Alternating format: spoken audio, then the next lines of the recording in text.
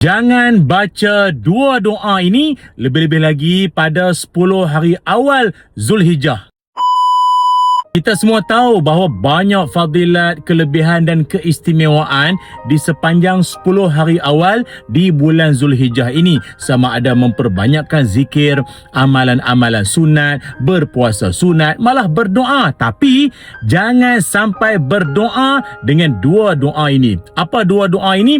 Dalam hadis Nabi Muhammad sallallahu alaihi wasallam, Nabi bersabda bahawa doa-doa kita semua akan diperkenankan oleh Allah Subhanahu wa taala selama mana doa kita tidak mengandungi dua perkara, malam yad'u bi ismin aw qati'ati rahim, iaitu selama mana doa kita tidak mengandungi pertama dosa. Maknanya jangan doa sebarang perkara yang menjurus ke arah dosa.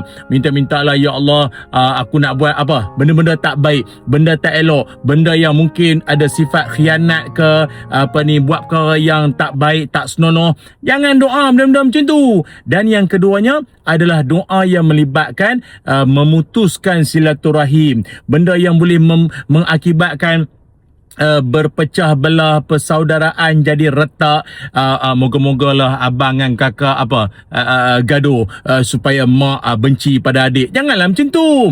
Doa seakan macam, oh itu kan doa ustaz, tak apalah kan. No, jangan doa perkara-perkara yang tidak baik padahal kita berada pada kesempatan hari-hari yang penuh dengan kebaikan. Elakkan dua doa tersebut.